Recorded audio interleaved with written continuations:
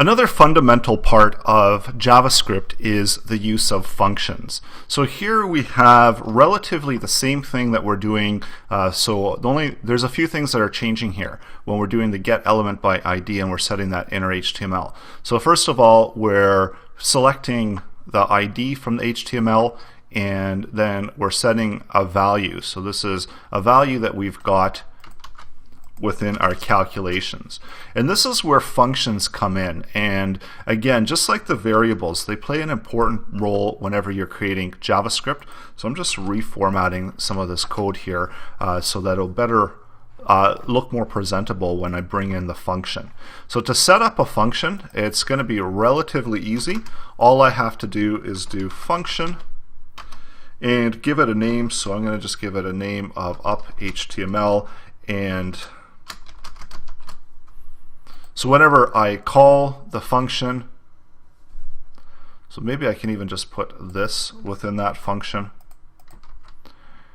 And whenever now I call to that function, I'm going to run whatever piece of code is held within that function. So and this gives me the ability to actually run it multiple times and get multiple responses there. So now when we look in the console, we get 333, and all of this is actually coming directly from the function. And also with functions, we have the ability to return information. So I can return a value, so I can actually calculate a value. So I'm going to set a brand new variable, or I can recalculate C if I wanted to do so. So maybe actually I'm going to recalculate C. So I'm going to set C has a new value of 7. So when I run that function and I update my inner HTML there, or run the value of, I'm going to do console log C.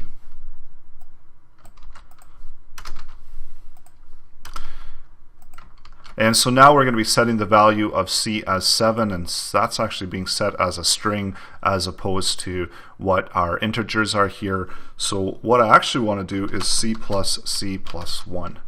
So I'm going to increment C every time we run the function, and I'm going to return the value of C. And I'll show you what this is going to look like. So using returns within the function, when I go and refresh it, so I see that I've got this line over here is returning the value of 3, but the line number 5 and line number 11 has that incremented value that we see within the console. So number 9 and number 11, we see that those values are incrementing, but whenever we run the functions themselves, we see that we've got C equals C plus 1, and then we're consoling, logging out that output that we're outputting within this section. So maybe it even makes more sense to console log out C. So again, we could do any number of things here within this function, but the point is that we have the ability to run functions, and they can do increments of our values, they can return values. So now I can do something like and output this into the console log. So instead of having this information, so I'm going to run it once, and this might be a little bit difficult to follow through, but initially we're doing a console log message, so I'm going to get rid of that. We're going to set our variables here. We're going to run our function for the first time. It's going to go to this piece of code, so it's going to take the value of C equals C plus 1. So currently the value of C is going to be B divided by 2, so it's going to be, we're going to be returning a value for C of 3, and then we're going to increment C again by 1, and we're returning C, the new value of C. So nothing is actually going to get output here because we're not console logging it out, but over here we're going to do that, just remove that one, and then the next time we run it, we're actually going to console log out that returned value. So let's see what happens now. So we get a value of 3, 5, and 6. So the first time we run through it, we get that up HTML function. It goes over to here. It increments C by 1. It console logs it out as 3.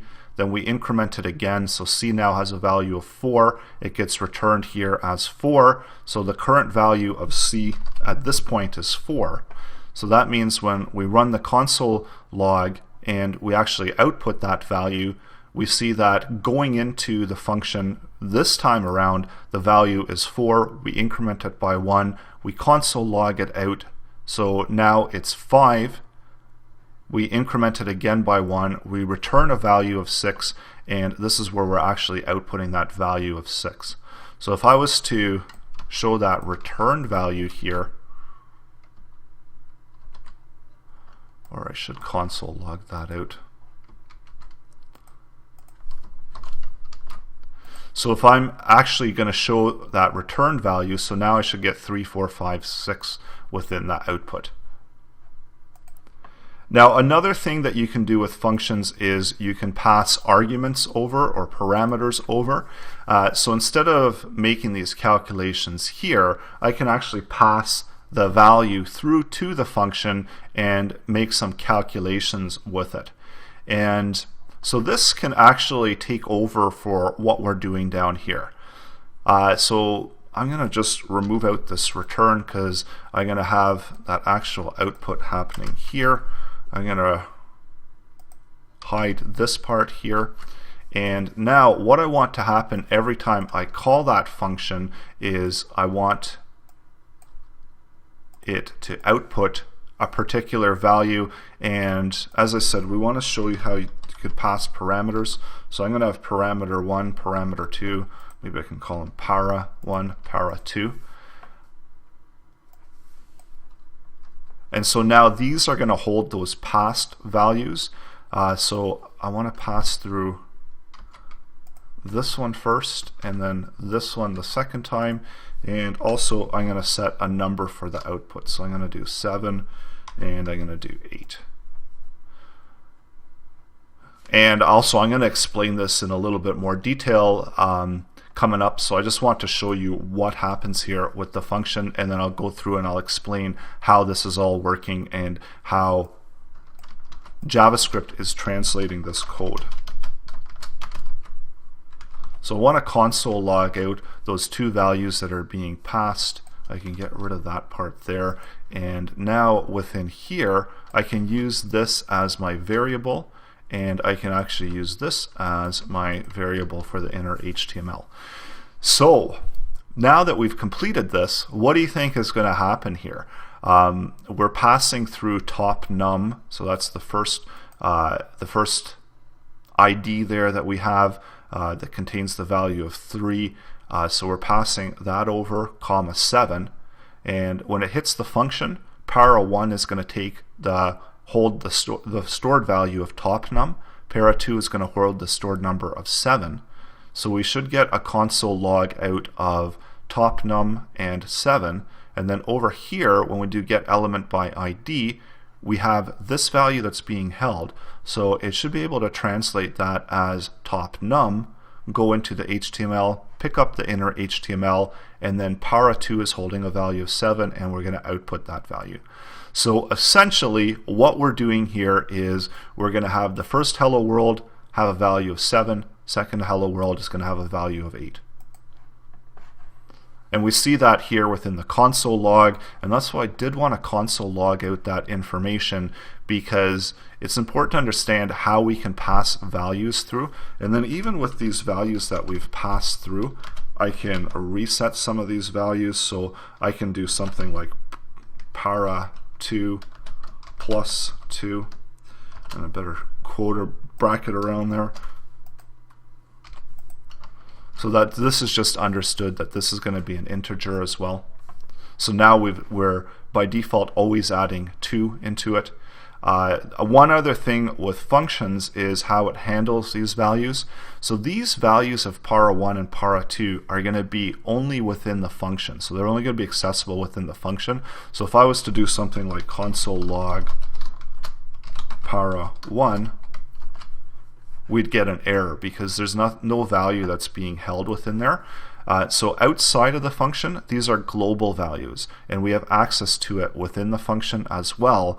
But if we do something like, let's say, a, and if in here I set a brand new value for a, new value,